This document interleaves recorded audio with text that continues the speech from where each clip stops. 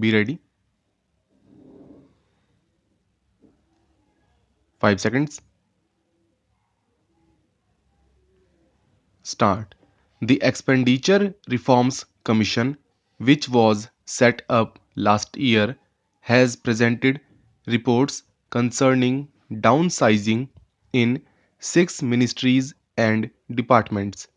These include Department of Economic Affairs, Ministry of Information and Broadcasting, Ministry of Coal, Department of Heavy Industry, Department of Public Enterprises, and Ministry of Small Scale Industries. Reports of the Commission concerning other departments will also be received within the next 6 months. These recommendations will be implemented by July 31st, 2001 and identified surplus staff transferred to the surplus pool. Charity, it is said, must begin at home. I believe austerity too must begin at home. To lead by example, based on the recommendation of the Expenditure Reforms Commission, I propose to abolish 3 secretary, special secretary level and 2 joint secretary level posts in the Department of Economic Affairs. This will be done in stages by 31st July. In addition, another 44 posts of directors and below will be abolished as against 31 recommended by the ERC. 1675 posts are being abolished in the currency and coinage division, which will be restructured and corporatized. The National Savings Organization is to be downsized from a level of 1191 staff to about 25. I have asked ERC to provide their recommendations in respect of the departments of revenue and expenditure also. I am confident that this will expedite the process of right seizing the establishments in all the ministries, departments of government. The Planning Commission has commenced the task of preparing the 10th plan. Given the severity of resource constraints, improvement in the quality of government spending is of the essence.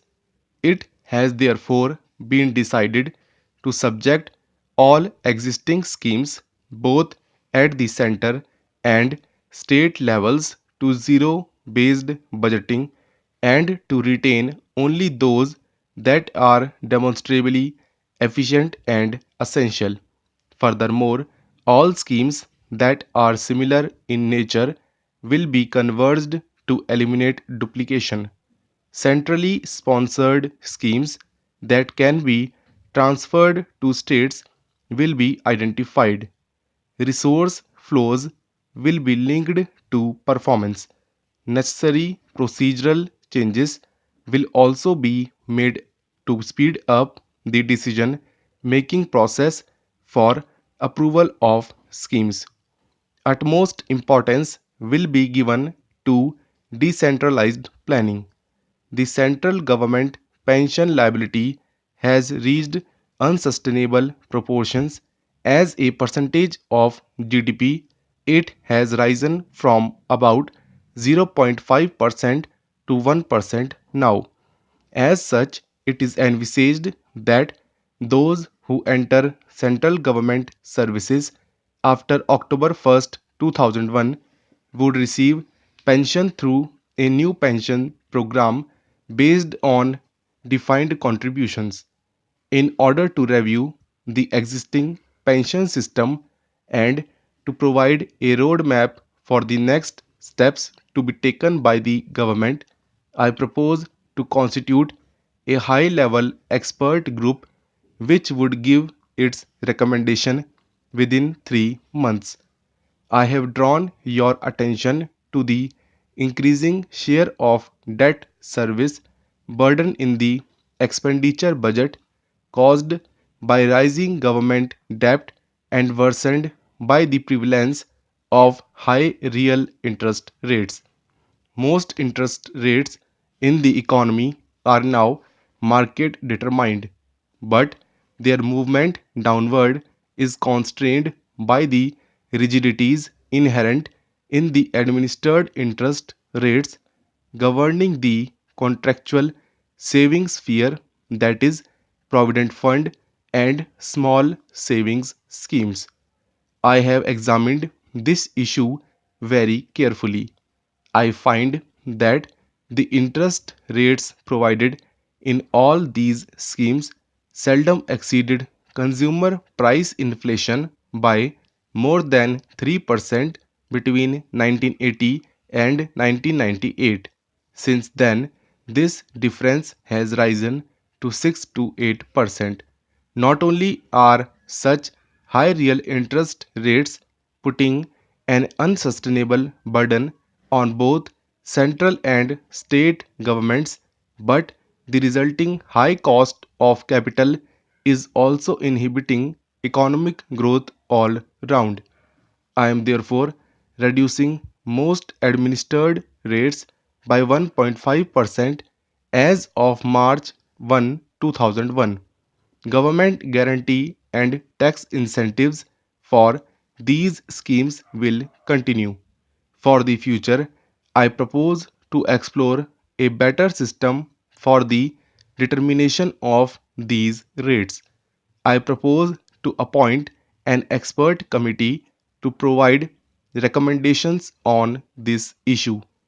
The benefit of reduction in interest rates on small savings deposits will be fully passed on the states. This will reduce their borrowing cost from small savings by 100 to 150 basis points.